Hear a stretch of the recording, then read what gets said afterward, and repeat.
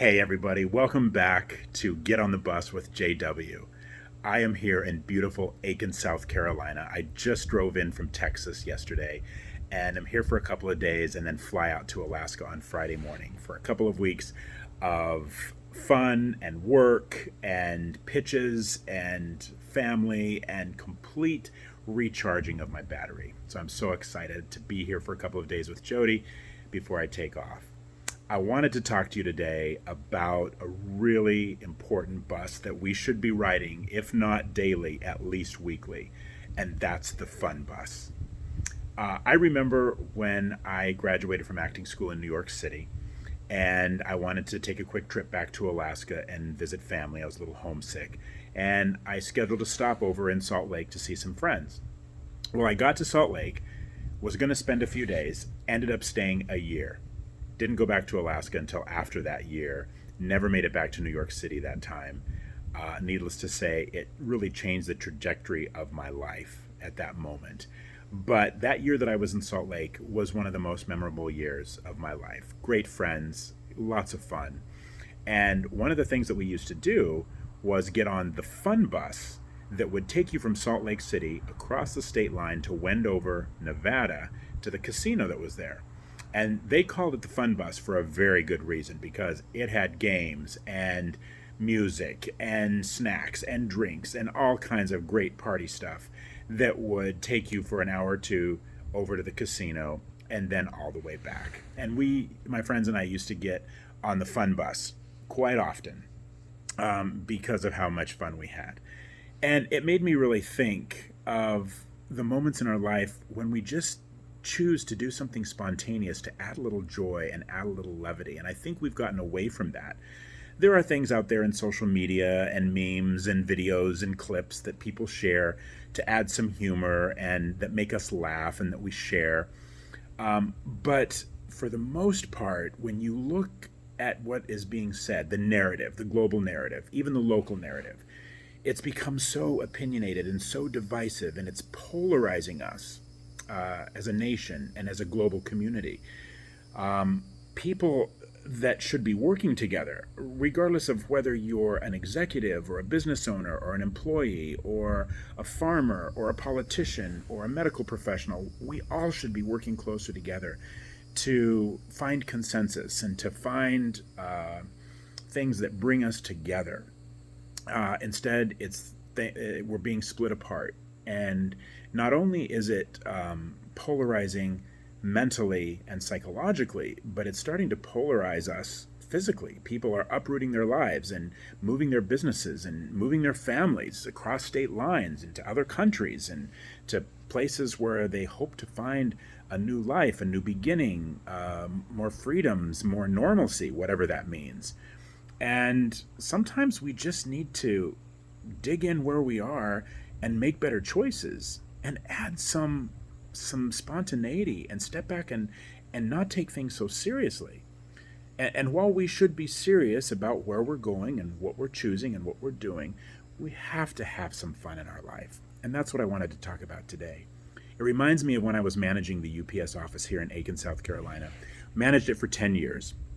And it was a 52,000, still is, a 52,000 square foot facility. Offices around the perimeter, big break room, training room, and then the whole center part was filled with cubicles. It was very open. And around the internal portion of that facility was a tile walkway or track. And it was a big circle, and it was a quarter mile once around. So if you walked that track 4 times, you would have walked a mile. And a lot of people did on their breaks. Well, my routine in the morning that I always did, with very few exceptions, was to come into the office a little early, and regardless of what was on my plate or what my schedule was for the day, I would put everything down in my office and then immediately step out of my office and walk the entire facility, saying hello to everyone, adding some joy and some energy and dynamic into the workplace in the morning, kind of getting everybody pumped up. And we had one employee, Joseph Lamb. Loved Joseph.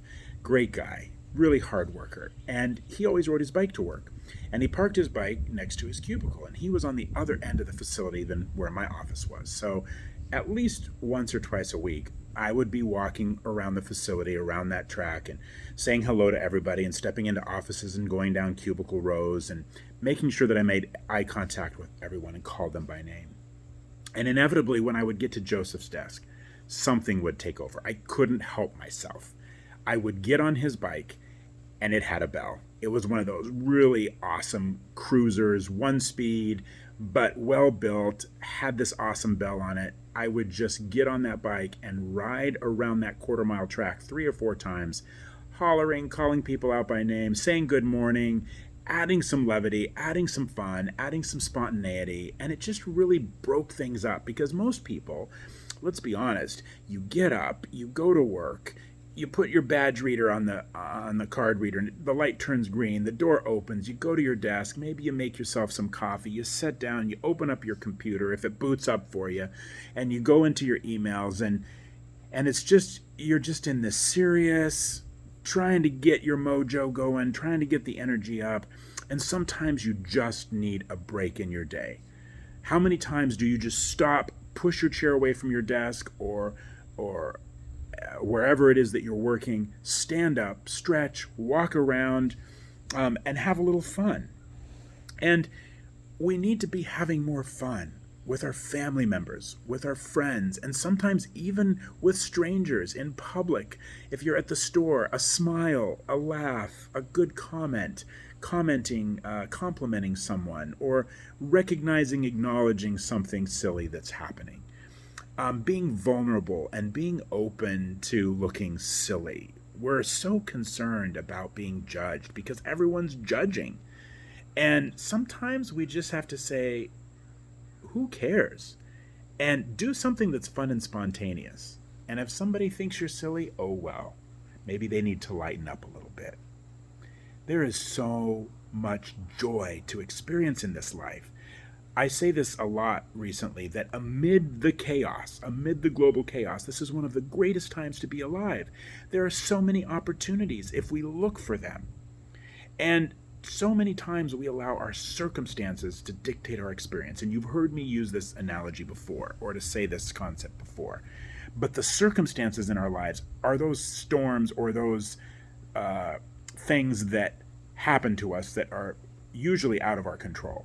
Our experience is our interpretation or how we deal with those circumstances in our lives. It's like the mother and daughter that were driving across the U.S. in their convertible. And they were in this wide open plains area, and the top was down, and the sun was shining, and the wind was blowing in their hair, and they were having so much fun. And up ahead, they saw some storm clouds, and it looked like there was definitely a storm rolling in. So the mom put the top up, and they started driving into the storm, and it started to sprinkle, and then it started to rain, and then it was a torrential rain, like really one of those desert torrential rains. And it became so heavy that they couldn't see in the road in front of them, and the mother had to pull off to the side of the road, and the little girl was starting to get scared. And then it started to hail, and then the hail got to be golf size, and it was coming down so hard it was denting the car, and it was starting to compromise the cloth roof, and the little girl started to cry, and she was very afraid. And the little mom just grabbed her and held her close and said, "Hey, honey, it's going to be okay. The storm's going to pass, and guess what? When this is over, we get to go buy a new car." And they started laughing and started thinking about what kind of new car they were going to get. And it changed the dynamic. And it turned a storm into something that was bearable, if not a little enjoyable. So how many times do we take the storm or look at the storm and the hail and the devastation that is at our doorstep and find something good, maybe even something funny or humorous out of it, that we can turn the circumstances on its end and have a better experience? I challenge you this week, regardless of what's happening, regardless of the contrast that you're experiencing, find the joy. Insert the fun moment. If you can't find it, then create it. And do something spontaneous. Get on the fun bus and take a ride. And don't get off until you really feel your spirits lifted. I'm JW, and if you like these videos and you're following me, please hit the like button, subscribe to my channel, share these with other people that you think might get something out of them, and get on the bus. Let's have some fun. Have an awesome week.